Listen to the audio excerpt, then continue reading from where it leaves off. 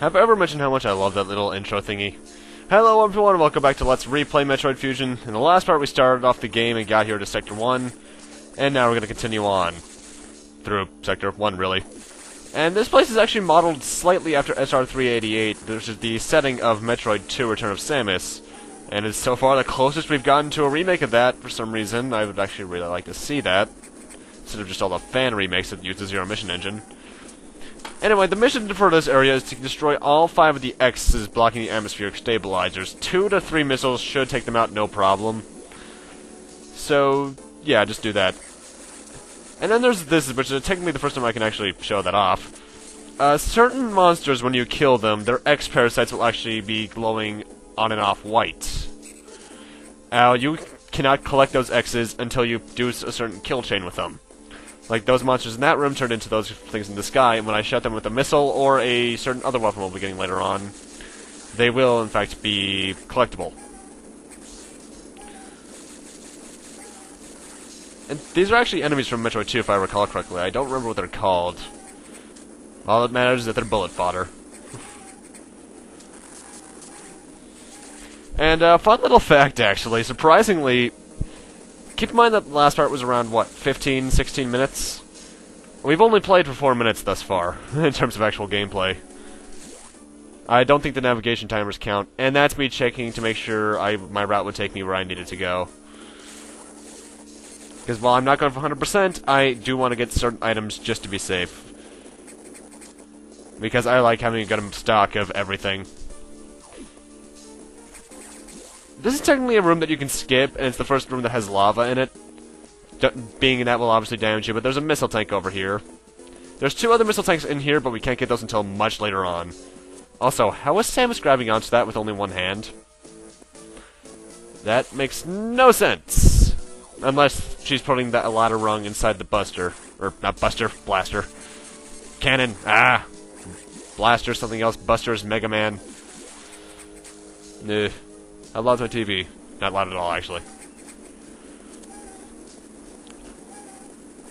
You can actually damage these atmospheric stabilizer things another way, but I'm gonna show that off later on. Also, if you actually pause the video quick enough, if you look in that one's top left corner, they're on every single one of them, but it's in the top left corner of that one specific. There's actually a Nintendo GameCube, which I find kind of funny. Keep this platform in mind for much later in the game, by the way. I'm talking like last part later. Let's see, can I point out which corner it's in on this one? Right above where the thing was, actually.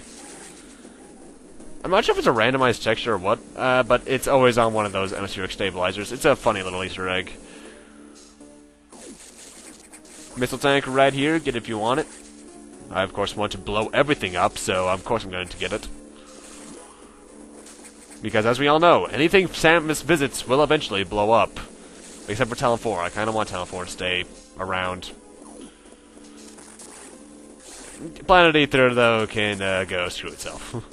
Anyway, now we have space pirates, which, keep in mind, this place keeps specimens from all sorts of species in its breeding habitats, and I can understand space pirates being a part of that, but why? They're space pirates. They're kind of the cause of the Galactic Federation being the Galactic Feds. They are there to cause destruction and evil and blah.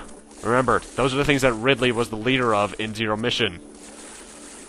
Heck, those are the exact same sprites from the ending of Zero Mission, if I'm correct in seeing that. So, why are they here? Although the space sprites themselves are actually really good for getting HP back, because they drop 2 X-parasites per. There's a save room to the left, but I don't need it. Also, when it comes to speedrunning this game, these doors are your greatest enemy because they can go forever without actually revealing their eye. But this one was happy enough to do 3 with it, the blast, 3 without. Thank you, I'll take that red X-parasite. So, considering those are only with bosses, what have we got? Ooh, Chozo! What's that? What in the hell? Okay, this music's weird. Anyway, if these things, if you ever see a boss of this type, find a platform you can stand on, and make it face the direction you're facing, and then just do this. It's much easier to do than any other strategy. It's kind of cheap because he can't damage you, but it's good all the way through. But for defeating that thing, we get the charge beam. Press and hold B to charge. And of course, like with Zero Mission, if you somersault while doing it, while having a charge, you can damage enemies that way as well. And if you pay attention to the shot sprite, there's that weird little slash animation that happens right beneath Samus's arm. That actually does in fact hurt enemies. In fact, it's a very damaging attack. How damaging? I'll show you shortly. But yeah, now we can kill these things a lot faster. Because Samus's default beam in any game aside from Prime is kinda crap. Well, actually, not just Prime. Prime 1, 2, and 3, the default beam's pretty good enough. Although you can't change the default beam to the default beam in 3 if memory serves. But anyway, that little slash animation that comes off the charge beam can actually damage these things right through their shell. It's a nice little speedrunning tactic. And with that, we've cleared all atmospheric stabilizers, so let's get the heck out of Dodge and get out of here. With one more energy... was it an energy tank? No, it's a missile collectible, actually. It's a missile tank. One last missile tank to get in here that I want to get, though. And to do it, we have to go into the save room. Destroy that little just crumbled panel right there. Jump and turn into a morph ball to get in. And then wall jump your way up. They did change the physics for this since Super Metroid and Zero Mission, though. In Zero Mission and Super, you can actually wall jump off one wall, but in this one, they made the physics to the point where you can only do it off two. Sad, but it's still pretty broken if you know how to use it. I'm sure there's like 16 different ways you can use this to utterly break the game, even still. But for that, we're now officially done here in Sector 1, for now. We'll be coming back here much later. So, let's get the heck out of Dodge.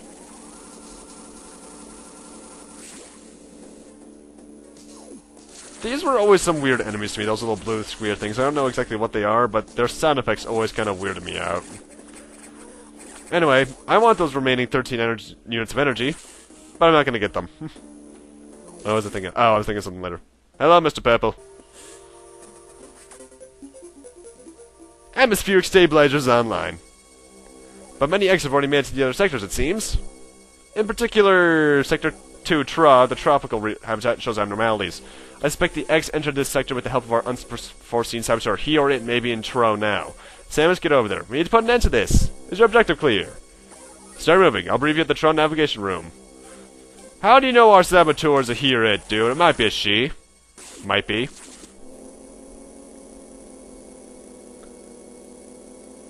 As I listened to the briefing, my thoughts turned to Adam. The real Adam understood me well. He would end orders by saying, "Any objections, lady?" He knew I wouldn't disagree. That was just his way of noting our trust. I wonder if I can trust this computer, too.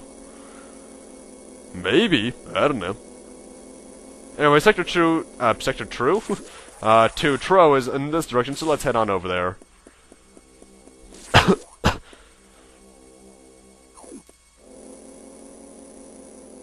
I've always liked the elevator sound effect in this game for some reason.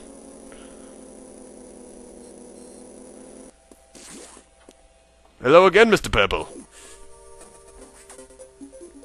Well, this is a nice and small area.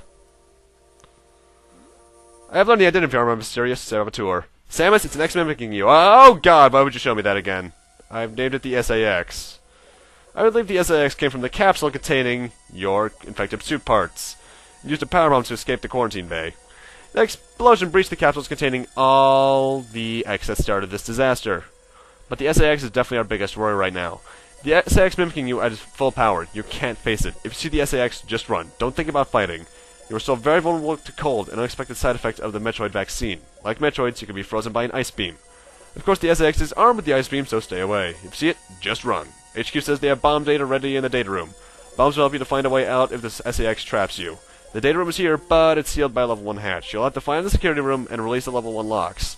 But for safety protocols, it's not marked on the map. You'll have to find it on your own somehow, Samus. So first find the security room and unlock level 1 hatches, then go to the data room and get that bomb data. Is your objective clear? Keep an eye out for the SAX. That probably means we're gonna run into it in this sector, I'm just saying. But yes, now we have the introduction of security hatches that are not the default ones. Finding them is usually easy. honestly, because you can only go one way otherwise. So yeah, let's go and find them. I know where they all are, though. And now we have these bug enemies. In fact, I will say this, early game, this is probably the most difficult area. Because these bugs hurt. I'm just talking like, yeah, that guy just did, I want to say 45 units of damage. I can only take that kind of hit like 10 times and I'm dead. But luckily, the little slash that the charge beam does is extremely powerful and will kill these things instantly.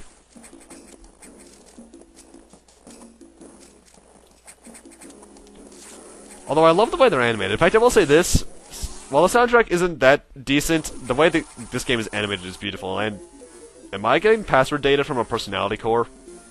Okay, then. But now we can open blue hatches, which is kind of odd, because in every other game in the series, blue hatches are the default ones that you can open no matter what. Odd. But now with that, we can actually head to the bomb room, so let's do that. Get out of my way, sir.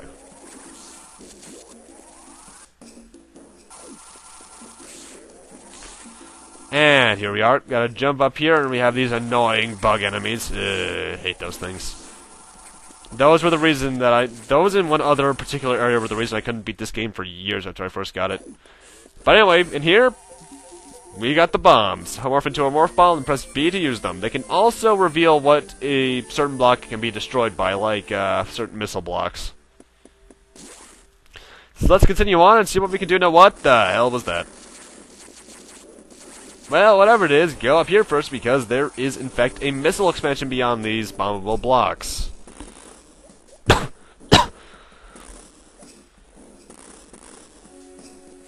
Booyah.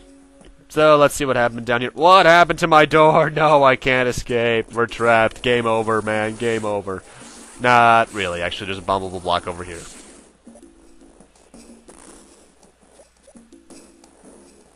By the way, if you're low on energy, this place hurts. This hallway in specific, because those guys will rush you if you're not fast enough for that button.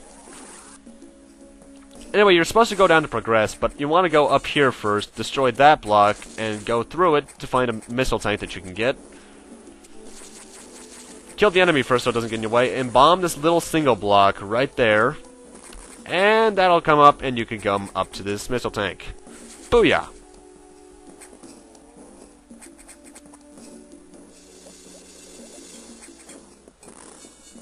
So now let's head down here.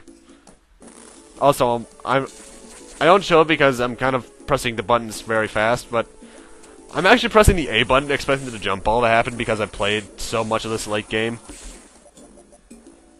Because I'm so used to just having the jump ball automatically ever since because you get it so early on in Zero Mission, even earlier than you get it in this game, actually. Well, nah, not exactly, actually. That depends on how fast you are, really.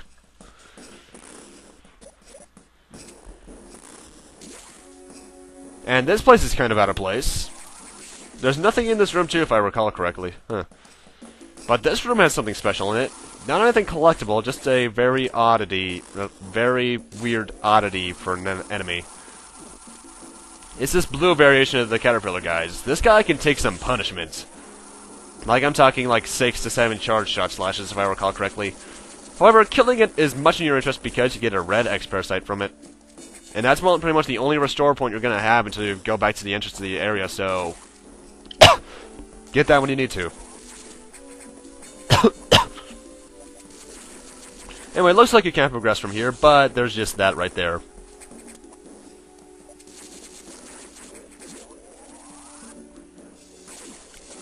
Now you can probably get some items, if I recall correctly, if you just go through some of these other passageways, but I'm going straight to the boss because that's all I can really need to do at this point.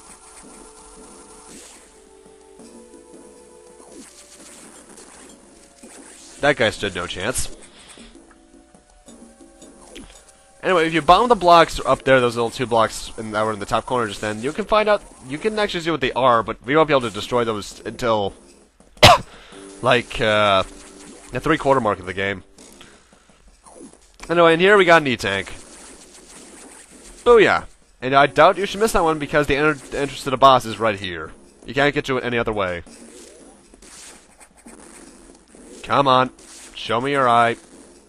Oh, come on. I just want to shoot you. Oh, come on. Thank you. Oh, you. Come on. Show me your pup. Thank you. Oh, you just can't do it twice in a row, can you? Come on, I just want to kill you. Thank you. Anyway, now we got the boss for Sector 2, which is honestly one of the easiest in the game. Although it's one of the weirdest looking, I can say that much. Just look at this thing. My teenage mind wants to take this, name this thing something very inappropriate, but I'm not going to. Anyway, strategy for this boss, it'll go do 2 to 4 jumps, and then slowly fall down, and then you just have to shoot a missile up its ass, and it'll take damage. Keep in mind, missing it though will, well, waste those missiles.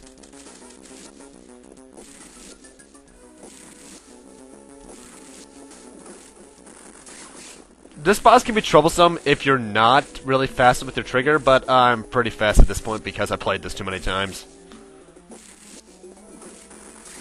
And if it damages you, just bomb to get out of it. Nothing big there. And once it's at its final phase like this, it'll open itself up every single time, but the hole is much smaller. So just be careful with that and aim your shots carefully. And eventually it'll die, and you just have another Core X like this thing. These Core X's will start to take more and more missiles to kill as the game goes on, though, so watch out for that. But if you run out of missiles, you can just shoot it with anything, and it should drop an X-parasite of varying color. But for beating him, we get the high jump and jump ball. So now not only can we jump high, but we can jump while in morph ball, which is extremely useful. Booyah! Let's get the hell out of this place. I'm not too fond of Sector 2, if you can't tell.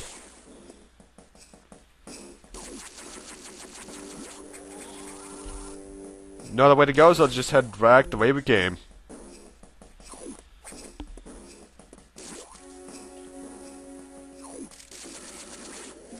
What the hell happened here? Okay then, let's just bomb this very obvious block. And fall down here to... Who's there? Oh, that's pleasant.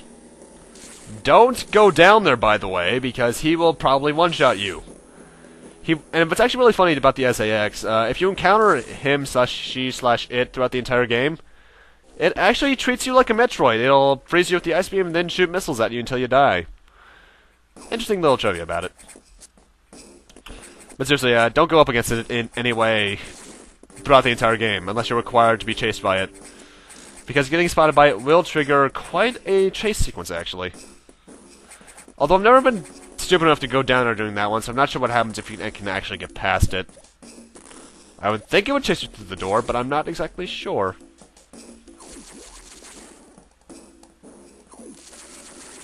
Oh, my throat has this really bad urge to cough.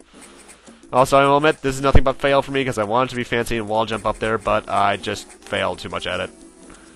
So, let's just take it nice and simply. And that is your way to get back to those areas, should you ever need to. But, yeah. But with that, there's actually one last thing I need to do here. That's in this room right here. Just jump past these guys.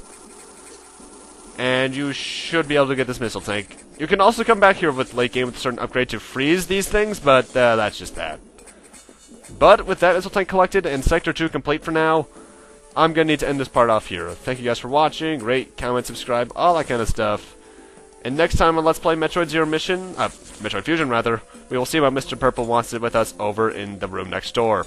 See you guys then.